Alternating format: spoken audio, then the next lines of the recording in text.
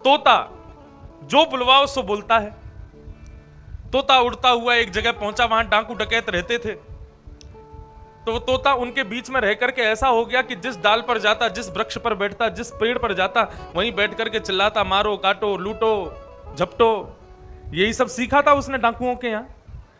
लेकिन वही तोता कुछ समय बाद संतों की संगति में चला गया, किसी आश्रम के वृक्ष पर जाकर के बैठ गया और कुछ दिन वहां आश्रम के वृक्ष पर ही रहा। तो वहां से जाने के बाद जब वो एक वृक्ष पर बैठा तो क्या बोलता है, अरे राम राम बोलो, कृष्ण कृष्ण बोलो, हरे नाम बोलो, हरे कृष्ण बोलो, सीताराम बोलो। सत्संगी हो गया। तो बंधुओं, यदि स्वयं को सुधारना है ना, तो सबसे पहले अपना संग सुधारो। हम आजकल के शहरों के बच्चों से कहते हैं, क्योंकि बच्चों की सत्संग में इतनी रुचि नहीं होती, कथा आदि में बच्चे नहीं आते, ज्यादा बड़े लोग ज्यादा आते हैं। अब ग्रामीण क्षेत्रों में तो बच्चे ही बच्चे आते हैं, छोटे छोटे बच्चे घूमते ही रहते हैं। लेकिन युवा वर्ग यानी कि 18 साल से ऊपर के बच्चों की रुचि सत्संग आदि में कम होती है। तो हम उन बच्चों से कहते हैं, भाई तुम्हारी रुचि हो नहीं हो ठीक है, तुम सत्संग नहीं करना चाहते मत करो, लेकिन हमारी एक बात मान लो, क्या? सत्संग भले ही मत करो, लेकिन कुसंग भी मत करो। क्योंकि शास्त्र आज्ञा करते हैं कुसंग ना करना भी एक प्रकार से सत्संग है। दूषित व्यक्ति का संग ना करना भी एक प्रकार से सत्संग है। नरक जाने वालों के कुछ लक्षण बताएं, ध्यान से सुनना। नरक कौन जाता है? अत्यंत कोप कटुकाच वाणी, दरिद्रतां च स्वजनेषु वैरम, नीच प्रसंग कुलहीन सेवा, चिन्हानि देहे नरकम गतानाम। ये 6 लक्षण जिसमें दिखाई दे जाएं, समझ जाना वो व्यक्ति नरक जाने वाला है। बहुत ध्यान से सुनना। 6 लक्षण कौन कौन से हैं? तो पहला लक्षण है अत्यंत कोप, भयंकर गुस्सा। यदि किसी व्यक्ति को बात बात पर गुस्सा आता है, बहुत ज्यादा गुस्सा आता है और महाराज चीजें फेंकने लगता है, तोड़ने लगता है, सिर जमीन में मारने लगता है, एक दूसरे के बाल पकड़ के खींचने लगता है, ऐसे व्यक्ति को नरक जाने से कोई नहीं रोक सकता। भयंकर गुस्सा जिसको आता है वो नरक जाएगा ही जाएगा। यदि आपके आस पड़ोस परिवार में किसी को बहुत गुस्सा आता है तो उसको कह देना, भैया काय को नरक जाने के काम कर रहा है। क्योंकि नरक जाने वालों का सबसे पहला लक्षण है भयंकर गुस्सा, भयंकर क्रोध। ज्यादा गुस्सा मत हुआ करो, नहीं तो नरकगामी बनाएगा वो क्रोध आपको। गुस्सा कैसा होना चाहिए? तो शास्त्र आज्ञा करते हैं जल के जैसा क्रोध होना चाहिए। बहुत ध्यान से सुनिएगा। पानी जैसा होता है ना, वैसा क्रोध होना चाहिए। पानी का स्वभाव कैसा? पानी को कितना भी गैस चूल्हे पर रख दो, कितना भी अग्नि लगा दो, पानी गर्म हो जाता है। लेकिन जैसे ही आप अग्नि चूल्हा बंद कर दोगे, धीरे धीरे पानी अपने आप ठंडा हो जाता है। ठीक वैसे ही मानव को होना चाहिए। यदि गुस्सा करने वाला कोई काम हुआ है तो गुस्सा करो, लेकिन जैसे ही वो काम समाप्त हो जाए तो आपका गुस्सा भी शांत हो जाना चाहिए। लेकिन लोगों का क्रोध कैसा होता है? किसी बात से नाराज हो गए तो महाराज महीनों महीनों तक उसी बात पे ही नाराज रहेंगे। पत्नी ने, बहू ने यदि आज कड़ी मन की नहीं बनाई तो पति को नाराज, गुस्सा हो गया। अब तो रोज इसी बात पे गुस्सा हो रहा है कि तुमने उस दिन कड़ी बुरी क्यों बनाई, तुमने उस दिन कड़ी अच्छी क्यों नहीं बनाई, तुमने सब्जी बुरी क्यों कर दी। ये क्रोध अच्छा नहीं है। रात गई बात गई, जब समय पूर्ण हो गया तो उस बात पर क्रोध क्यों करना। सबको क्षमा करते रहो। श्रीमद् भागवत में लिखा है कि सबसे बड़ा दान क्या है? आप यदि किसी व्यक्ति को कुछ देना चाहते हो ना, तो अभय दान प्रदान करो। अभय दान, अभय दान मतलब मुझसे किसी को भयभीत होने की जरूरत नहीं है, मुझसे किसी को डरने की जरूरत नहीं है। जो लोग अपने आप से स्वयं से सबको डरा करके रखते हैं, ऐसे व्यक्ति नरकगामी होते हैं।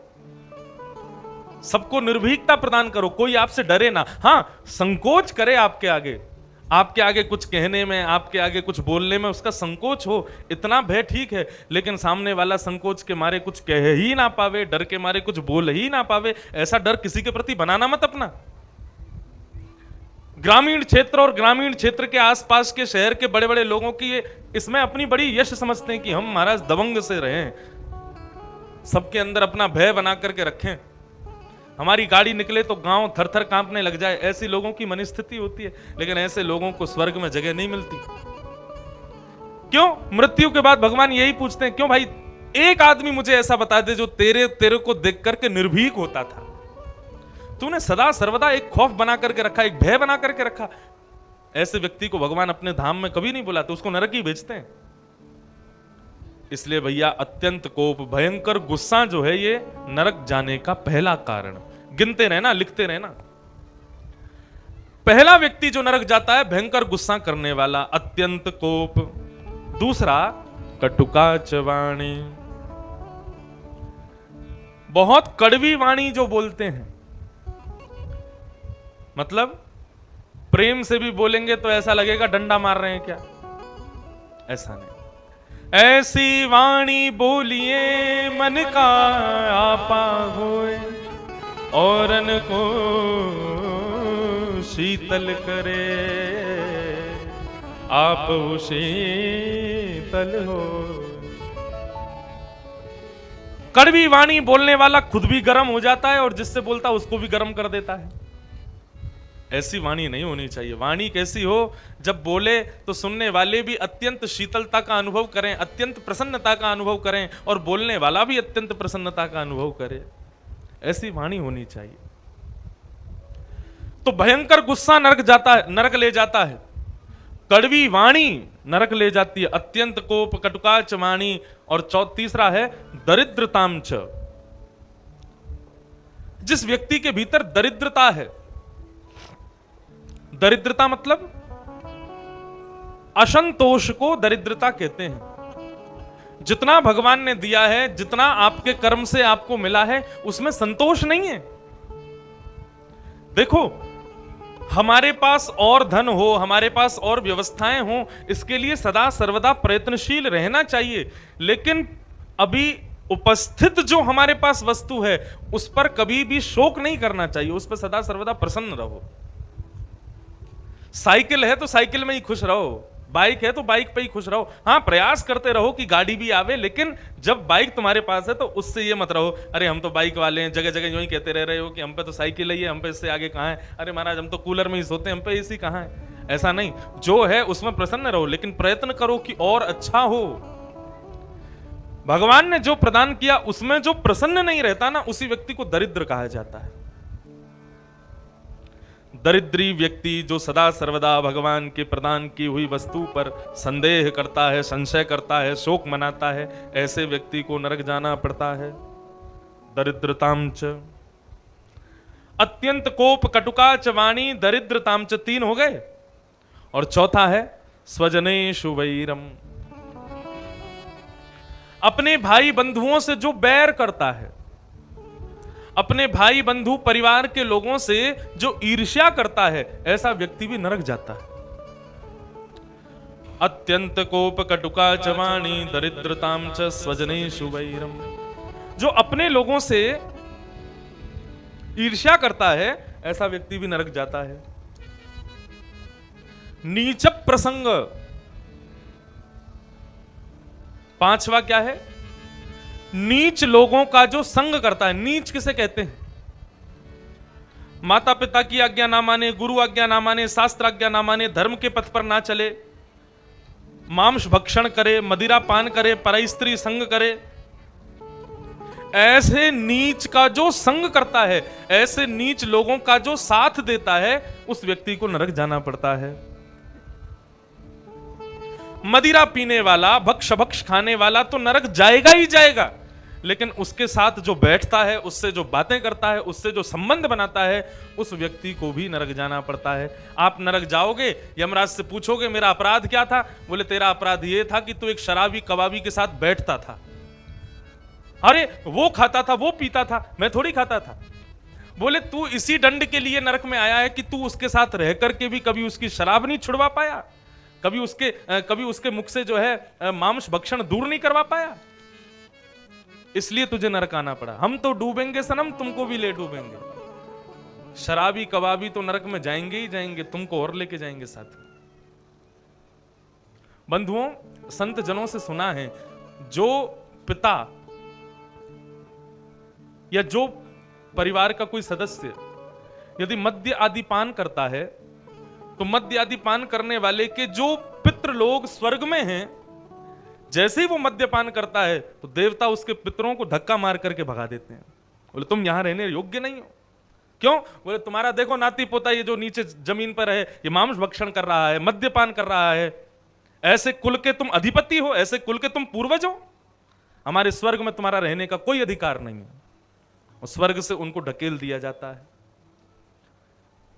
मद्यपान करने वाला, मांस भक्षण करने वाले के पितृ तो स्वर्ग से पतनशील हो ही जाते हैं, आगामी पीढ़ियों के लिए भी स्वर्ग के द्वार बंद हो जाते हैं। इसलिए भैया, मुख पर मदिरा और मांस, इन दो वस्तुओं को चढ़ाने से पूर्व 1 लाख नहीं 1 करोड़ बार सोचना हम क्या करने जा रहे हैं।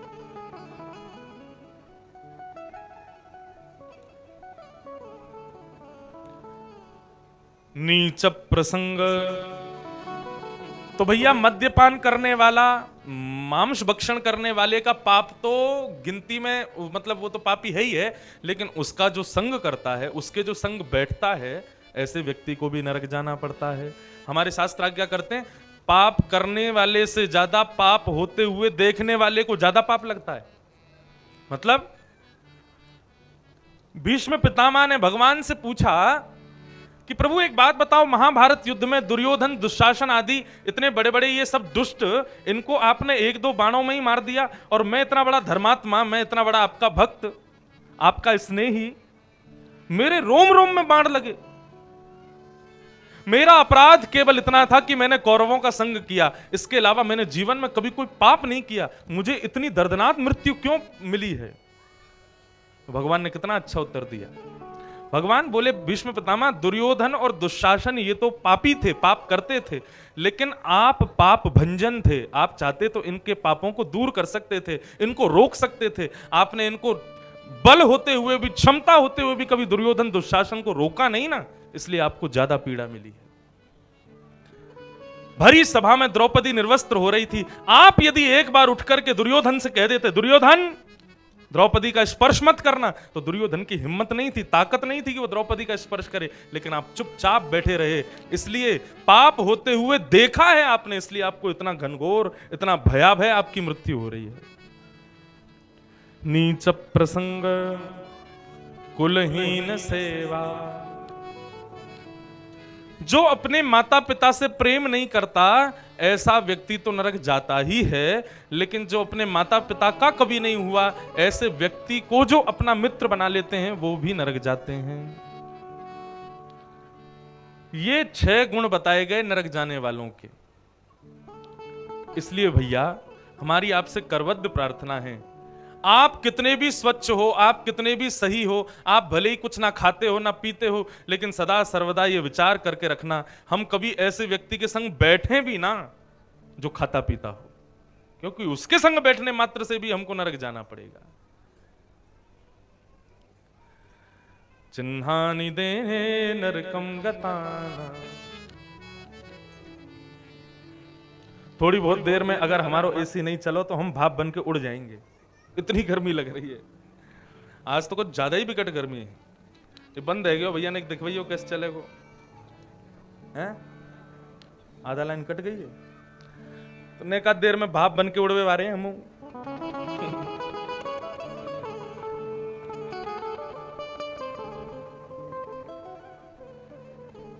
तो भगवान कपिल ने देवहूति माता को समझाया, मां संग सुधारो,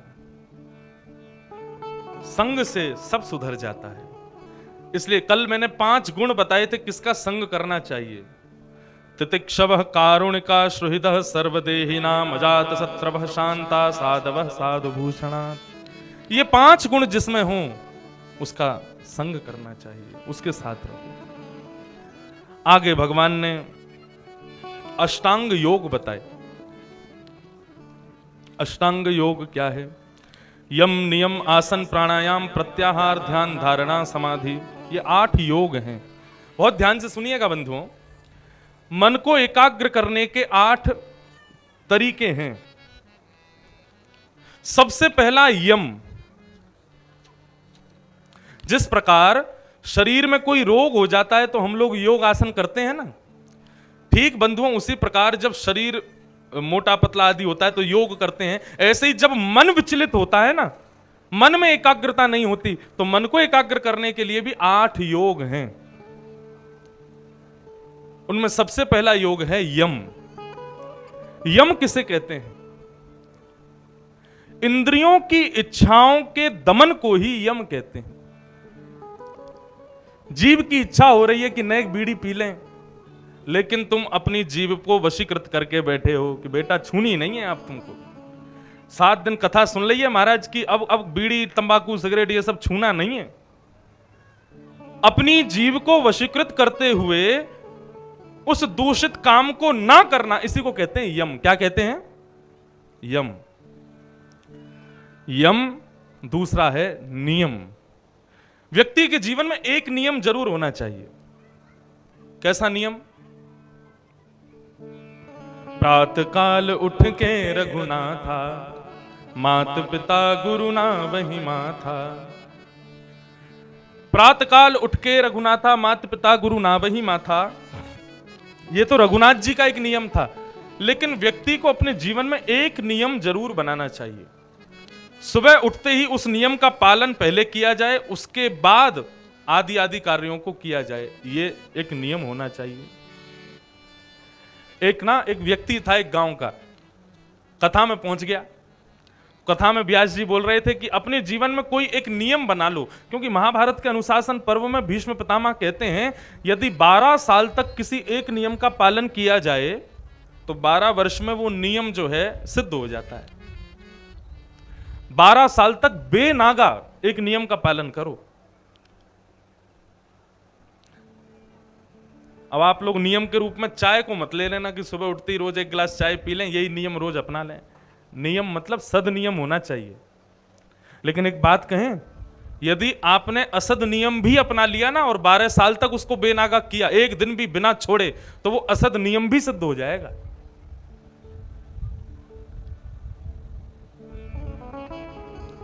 तो एक व्यक्ति कथा में पहुंच गया, कथा में जाकर के बैठा, तो कथा में व्यास जी कह रहे थे एक नियम बना लो कोई भी, तो नियम से सिद्धि प्राप्त होती है।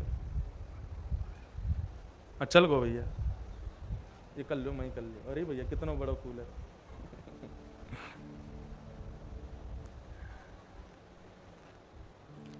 तो उस व्यक्ति ने क्या नियम अपनाया? वो अपने घर पर गया, रात भर सोचता रहा क्या नियम अपनाऊं, क्या नियम अपनाऊं, क्या नियम अपनाऊं। सोचते सोचते सो गया। सुबह जैसे ही उठा तो उसके बिस्तर के बगल में खिड़की थी, उसने खिड़की खोली तो सामने एक कुम्हार का घर था। वो कुम्हार बैठ करके मटका बना रहा था। उसको उसने जैसे ही देखा तो उसने कहा यही नियम बना लेता हूं। क्या? 12 साल तक रोज सुबह उठ करके इस कुम्हार को देखा करूंगा, इस कुम्हार का दर्शन करूंगा रोज। बताओ कितना असद नियम बनाया उसने। अब वो रोज सुबह उठता, उठ करके खिड़की खोल के देखता, सामने कुम्हार को देख लेता, उसके बाद अपना चाय पानी नाश्ता करके और नहा धो के चला जाता। ये उसका सद नियम था। अब एक दिन जैसे ही वो सुबह सुबह उठा, अपनी खिड़की खोली तो सामने कुम्हार था ही नहीं। कुम्हार कहीं चला गया तो उसने तुरंत अपनी आंखें बंद की। अरे राम राम, आज कुम्हार नहीं देखा, मेरा नियम टूट जाएगा। आंखों पर हाथ धर के जैसे तैसे उसके घर पहुंचा। घर पर जाके पूछा, अरे भैया कहां चले गए? उसकी पत्नी मिली। पत्नी ने कहा कि वो तो आज है नहीं, पास के जमीन से मिट्टी लेने गए हैं। अच्छा कहां है जमीन? बोले सीधे सीधे जाओगे, आगे से दाहिने मुड़ोगे, वहीं जमीन है। तो आंख पर ही हाथ रख के सीधा सीधा चल के गया, सीधा सीधा चल के गया, और आगे जैसे ही पहुंचा जमीन के पास तो वहां जमीन पर कुम्हार मट्टी खोद रहा था। तो खोदते खोदते उसको जमीन के भीतर सोने के 4 कलश मिले। अब 4 कलश जैसे ही उसको मिले गड़े हुए तो उसने कहा अरे वाह वाह वाह, 4 सोने के कलश मिल गए, अरे जल्दी से इनको ठिकाने लगा लूं, कोई देख ना ले मुझको, क्योंकि किसी ने यदि देख लिया तो उसको देना पड़ जाएगा। अब वो चारों कलशों को वहां से निकाल ही रहा था, इतने में ही वो सामने घर वाला जो रोज कुमार को देखता था वो वहां पहुंच गया, और उसने आंख से हाथ उठा करके देखा तो दूर कुमार वो खुदाई कर रहा था, नीचे कलश निकाल रहा था। उसने दूर से ही जैसे उसका नियम पूरा हुआ कुमार को देखने, हाँ देख लिया देख लिया देख लिया, जय हो भगवान, मेरा तो नियम पूरा हो गया, मैंने देख लिया। अब जैसे ही इसने कहा मैंने देख लिया तो कुमार बोला राम राम राम राम, इसने देख लिया पूरे गांव में जाके हल्ला मचा देगा, मेरे सोने के कलश चोरी हो जाएंगे, लुट जाएंगे, मेरे पास कुछ नहीं बचेगा, भलाई इसी में है। इसने देख लिया है 4 कलश हैं, 2 इसको दे देता हूं, 2 अपने पास रख लूंगा। कुमार ने कहा अच्छा सुन सुन सुन, जा मत कहीं भी, आजा, 2 तेरे 2 मेरे। उसने कहा क्या? बोले तूने कलश देख लिए ना, ले 2 तेरे हैं 2 मेरे हैं। और उसके हाथ में 2 कलश पकड़ा दिए, बोले सुन चुपचाप चला जा, गांव में किसी से कहना मत, तू अपने पास रख ले 2 और 2 मेरे पास हैं, बढ़िया प्रेम से दोनों इन्हीं में ही गुजारा कर लेंगे, जीवन भर निकल जाएगा, बहुत पैसा मिलेगा। अब तू किसी को कह देगा तो और बंटवारा करना पड़ जाएगा, इसलिए बढ़िया दोनों के पक्ष में 2-2 आ गए। और कुमार तो ऐसा कह के चला गया, लेकिन वो व्यक्ति सोचने लगा मैंने इतना दूषित नियम अपने जीवन में बनाया कि रोज एक कुमार को मैं देखूंगा, और मेरे उस नियम का प्रभाव ऐसा हुआ कि आज मुझे 2 सोने के कलश मिल गए। यदि मैंने अपने जीवन में कोई सदनियम बनाया होता, कुछ अच्छा नियम बनाया होता, तो आज मुझको ना जाने क्या प्राप्त हो गया होता। इसलिए बंधुओं, एक ना एक नियम जीवन में जरूर बनाओ। जैसे जब तक हनुमान चालीसा का पाठ नहीं कर लूंगा तब तक जल भी पान नहीं करूंगा, एक सदनियम है। जब तक सूर्य नारायण भगवान को प्रणाम नहीं कर लूंगा तब तक नाश्ता नहीं करूंगा, ये एक सदनियम है। अपने माता पिता गुरु के चरणों में दंडवत लेट करके जब तक प्रणाम नहीं कर लूंगा तब तक आज के दिन की शुरुआत नहीं करूंगा, ये एक सदनियम है। बंधुओं, आज से ऐसे ही एक एक सदनियम खुद भी बनाओ, अपने पति के भी बनवाओ, अपनी पत्नी के भी बनवाओ, और सबसे ज्यादा जरूरी अपने बच्चों से भी एक एक सदनियम करवाओ। सुबह उठते ही बच्चों को सिखाओ, बिस्तर से बालक जैसे उठे, उठ करके मुंह हाथ धो करके सारे बड़े लोग जितने भी घर में हैं सबके पांव छूने के लिए जाओ। और आजकल बच्चे पांव छूना भूल गए, जांग छूते हैं, पांव थोड़ी छूते हैं। राम राम ऐसे करते हैं, एक हाथ से पांव छू लेते हैं, नहीं, ये विधान नहीं है। सबसे छोटा प्रणाम क्या है? दोनों हाथ चरणों से छुपा करके और फिर माथे से लगा के हृदय से लगाना। ये माथे से हृदय से क्यों लगाते हैं हम लोग? हमारे जीवन को 2 ही चीजें दूषित करती हैं, एक तो मति, दूसरा मन। हम बड़े जनों के चरणों में आशीष लेते हैं, उनके चरण छू करके पहले तो मति में लगाते हैं, हे बड़े लोग, हे हमारे दादाजी, हे हमारे पिताजी, हे हमारे गुरुजी, हम आपके चरणों में प्रणाम करते हैं। और सिर से लगाते हैं मतलब हमारी मति सुधारो, और फिर हृदय से लगाते हैं मतलब हमारा मन सुधारो। लोग आज विचित्र हो गए, बस पैर छू लेते हैं, ना उसको माथे से लगाते ना उसको मन से लगाते, अलग ही हो गया। सबसे बढ़िया नियम क्या है? अपने माता पिता के चरणों में सर रख करके प्रणाम करो, और क्या बोलो? जय श्री कृष्ण, जय सिया राम, जय श्री राम, कुछ भी ऐसा ही भगवत नाम कहो तो अच्छा रहेगा। तो यम, अपनी इंद्रियों को वश में करो, 8 योग बता रहा हूं मैं। दूसरा नियम बनाओ, यम नियम, और तीसरा है आसन, अपने आसन को जीतो। मन की एकाग्रता कैसे पता चलती है? जो व्यक्ति एक आसन पर बहुत देर तक बैठ सके, समझो उसका मन एकाग्र है। ग्रामीण क्षेत्र में लोग खूब हुष्ट-पुष्ट बलवान होते हैं, लेकिन हमने एक चीज देखी, बुरा मत मानना, गांव के लोग सुख आसन पर बहुत कम बैठते हैं। ये इस तरीके से जैसे हम बैठते हैं आलती मार पाल के, ऐसे लोग गांव के लोग नहीं बैठ पाते। हम कहें महाराज बैठा करो, महाराज गौर पिरात है, क्या बोलते हैं इसको? गौर? हमारे यहाँ कहते हैं घुटने, महाराज घुटनान में दर्द होता है, कैसे बैठे महाराज? ये सुख आसन है। ऐसा नहीं है कि हमको दर्द नहीं होता, 4 घंटे हम एक ही आसन पर बैठे रहते हैं। जब यहां से उतरते हैं ना तो पूरी महाराज चींटियां दौड़ती हैं पैर में, थोड़ी देर तक के लिए पैर सुन्न हो जाते हैं। लेकिन इस आसन पर बैठने से दो फायदे होते हैं। पहला फायदा तो ये, मन एकाग्र रहता है। हम यदि किसी और आसन में बैठ जाए ना तो हमसे कथा नहीं होगी। इस आसन पर बैठे रहेंगे तो पूरे 4 घंटे या 6 घंटा कथा करवा लो। मन एकाग्र होता है इस आसन पर बैठने से। इसलिए आसन को जीतो, अपने आसन को जीतने का प्रयास करो। यम, नियम,